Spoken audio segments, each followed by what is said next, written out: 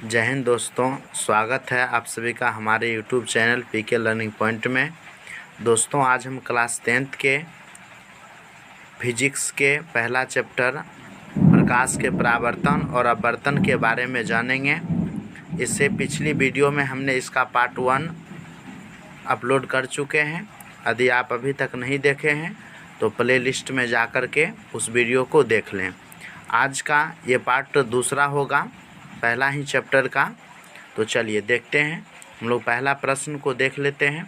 पहला प्रश्न देखिए, पहला प्रश्न है प्रकाश कैसा तरंग है। प्रकाश कैसा तरंग है। ऑप्शन है अनुदैर्घ्य तरंग, अनुप्रस्थ तरंग, ए या बी यानी अनुदैर्घ्य तरंग या अनुप्रस्थ तरंग, और चौथा है नन ऑफ दीज। तो इसका राइट आंसर क्या हो जाएगा? अनुप्रस्थ तरंग। ठीक है दोस्तों, इससे पिछली वीडियो में हम आपसे प्रश्न पूछे थे ध्वनि कैसा तरंग है, तो उसका आंसर क्या राइट था? अनुदैर्घ्य तरंग। तो आप ध्यान रखेंगे, ध्वनि तरंग अनुदैर्घ्य होती है जबकि प्रकाश तरंग अनुप्रस्थ होती है। ओके, चलिए हम लोग नेक्स्ट प्रश्न की ओर बढ़ेंगे। प्रश्न नंबर 2 देखिए, उत्तल दर्पण को क्या कहा जाता है? उत्तल दर्पण को क्या कहा जाता है? ऑप्शन है अभिसारी दर्पण, अपसारी दर्पण, अभिसारी लेंस, अपसारी लेंस। तो देखिए यहाँ पर आपसे क्या पूछा जा रहा है? उत्तल दर्पण के बारे में। तो ऑप्शन यहाँ पर देखिए लेंस में दिया है, ये दोनों तो सरासरी क्या हो जाएगा? गलत हो जाएगा। अब आपको दर्पण में चूज करना है। तो दर्पण में देखिए, अब उत्तल दर्पण को अपसारी दर्पण कहते हैं। ठीक है, जबकि यदि आपसे उत्तल लेंस पूछे, ठीक है, क्या पूछे? लेंस। जब उत्तल लेंस आपसे पूछेगा तो आप क्या आंसर मारेंगे? अभिसारी लेंस। यहाँ पर क्या होना चाहिए? लेंस। ठीक है, अभिसारी लेंस। ठीक है, चलिए नेक्स्ट प्रश्न की ओर बढ़ते हैं। नेक्स्ट प्रश्न देखिए, वक्रता त्रिज्या फोकस दूरी की होती है। वक्रता त्रिज्या फोकस दूरी की होती है। ऑप्शन है आधी, दुगुनी, चौगुनी, एक चौथाई। तो देखिए फॉर्मूला क्या होता है? वक्रता त्रिज्या को r से सूचित करते हैं और फोकस दूरी को f से सूचित करते हैं। तो दोस्तों देखिए r बराबर फॉर्मूला होता है 2f। r बराबर क्या फॉर्मूला होता है? 2f। यानी आप आंसर क्या देंगे? r। देखिए पहले r पूछा है, तो यानी वक्रता त्रिज्या फोकस दूरी की क्या होती है? दुगुनी होती है। तो आप आंसर क्या मारेंगे? दुगुनी। ठीक है, चलिए नेक्स्ट प्रश्न की ओर हम लोग चलते हैं। नेक्स्ट प्रश्न देखिए, किस रंग का तरंगदैर्घ्य सबसे कम होता है? किस रंग का तरंगदैर्घ्य सबसे कम होता है? ऑप्शन है लाल, बैंगनी, नीला, हरा। तो सबसे तरंगदैर्घ्य पूछेगा सबसे कम किसका है, तो आप आंसर क्या मारेंगे? बैंगनी। और हम आपसे पूछते हैं सबसे ज़्यादा तरंगदैर्घ्य किसका होता है, तो आंसर आप क्या कहेंगे? लाल। ठीक है, चलिए नेक्स्ट प्रश्न की ओर बढ़ते हैं। नेक्स्ट प्रश्न देखिए, किस रंग का विचलन सबसे कम होता है? किस रंग का विचलन सबसे कम होता है? ऑप्शन है लाल, बैंगनी, नीला, हरा।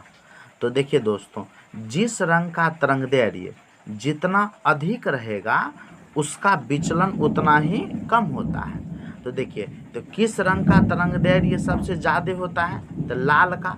तो सबसे ज़्यादा तरंगदैर्घ्य लाल का है, इसलिए इसका विचलन क्या होगा? सबसे कम होगा।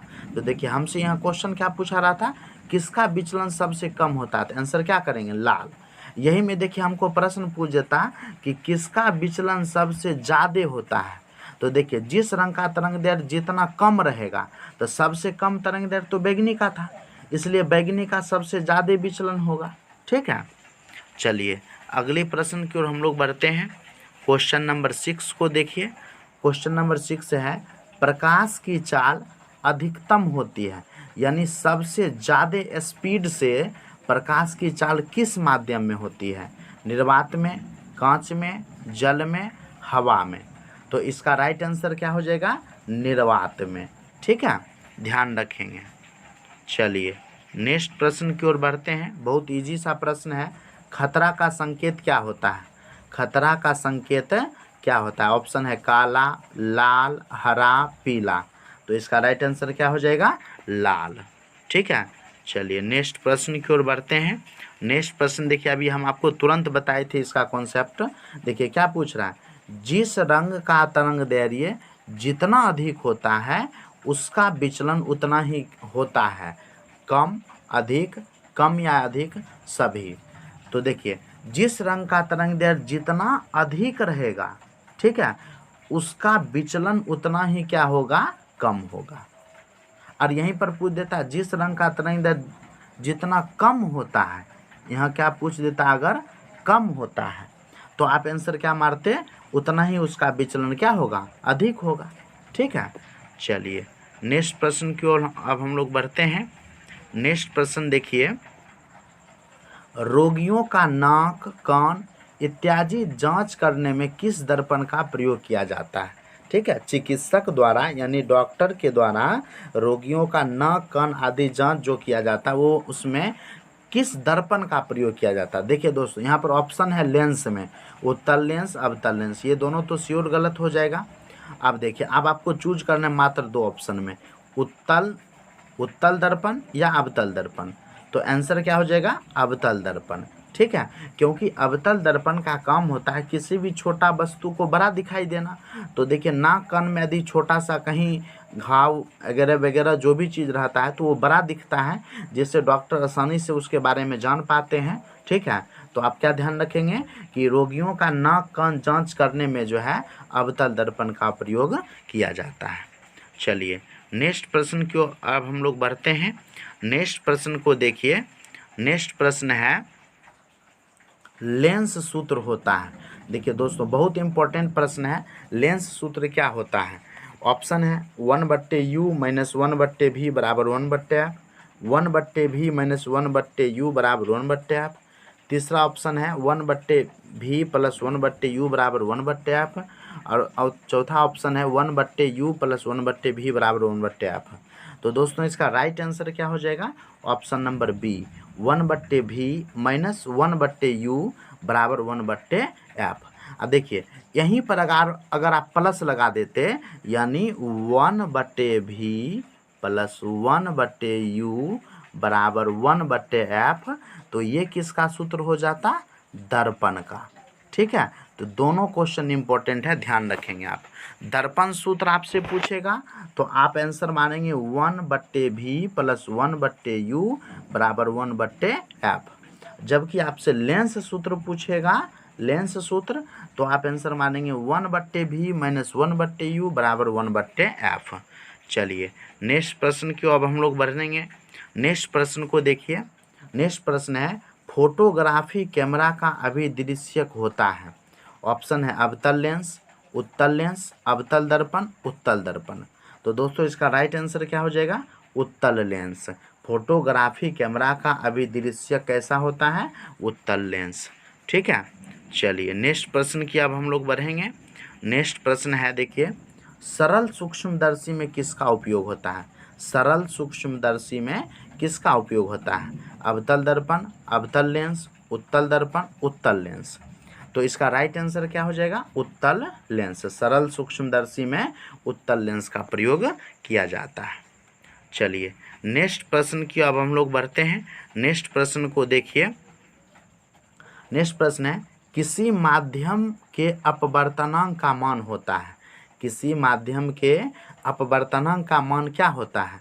ऑप्शन है साइन आई बट्टे sine R, sine I into sine R, sine R बट्टे sine I minus sine R. तो देखिए इसका राइट आंसर क्या हो जाएगा? Sine I by sine R. ठीक है, साइन आई बट्टे साइन आर। चलिए अगला प्रश्न बढ़ते हैं अगले प्रश्न की ओर हम लोग।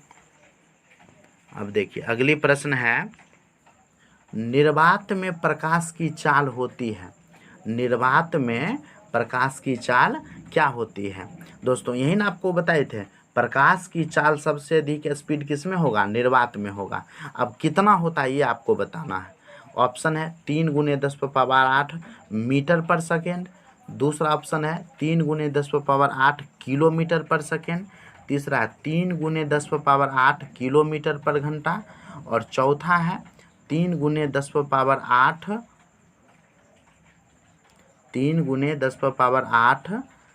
किलोमीटर पर घंटा। ठीक है, तो दोस्तों देखिए इसका राइट आंसर क्या हो जाएगा, option number A. Option number A इसका राइट आंसर हो जाएगा। ठीक है, ध्यान रखेंगे आप इसका मीटर पर सेकेंड। ठीक है, 3 × 10⁸ मीटर पर सेकेंड। चलिए नेक्स्ट प्रश्न की और हम लोग अब बढ़ते हैं। नेक्स्ट प्रश्न को देखिए क्या कह रहा है। नेक्स्ट प्रश्न है, वह गोलीय दर्पण जो बाहर की ओर वक्रित होता है क्या कहलाता है। वह दर्पण जो बाहर की ओर वक्रित रहता है वह क्या कहलाता है। अवतल दर्पण, उत्तल दर्पण, समतल दर्पण, नन ऑफ दीज। तो इसका राइट आंसर क्या हो जाएगा, उत्तल दर्पण हो जाएगा। चलिए नेक्स्ट प्रश्न की ओर हम लोग बढ़ते हैं।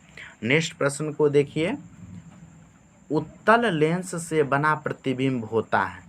उत्तल लेंस से बना प्रतिबिंब कैसा होता है। ऑप्शन है बराबर और सीधा, वास्तविक और उल्टा, वास्तविक और सीधा, काल्पनिक और उल्टा। तो दोस्तों देखिए आपको हम एक कॉन्सेप्ट बताए थे, जब भी देखिए वास्तविक का संबंध हमेशा उल्टा से है। तो देखिए यहाँ ऑप्शन नंबर 3 को आप देखिए, वास्तविक और सीधा दिया, सीधे सीधे आप इसको गलत कर दीजिए। अब देखिए चौथा ऑप्शन देखिए, काल्पनिक का संबंध सीधा से होता है, जबकि आपको ऑप्शन में दिया है काल्पनिक और उल्टा, ये भी गलत हो जाएगा। तो अब 2 ऑप्शन शेष बचे हैं, तो यहाँ से आंसर क्या हो जाएगा राइट, वास्तविक और उल्टा। ठीक है दोस्तों, यदि आपको ये वीडियो पसंद आ रही हो तो आप इस वीडियो को लाइक ज़रूर करें, साथ ही अपने साथी को शेयर करें ताकि उनको भी मदद मिल सके। और चैनल में आप पहली बार हैं तो चैनल को सब्सक्राइब ज़रूर कर लें। चलिए नेक्स्ट प्रश्न की ओर बढ़ते हैं। नेक्स्ट प्रश्न को देखिए। नेक्स्ट प्रश्न है, सोलर कुकर में उपयोग किया जाता है। सोलर कुकर में उपयोग किया जाता है अवतल दर्पण, उत्तल दर्पण, समतल दर्पण।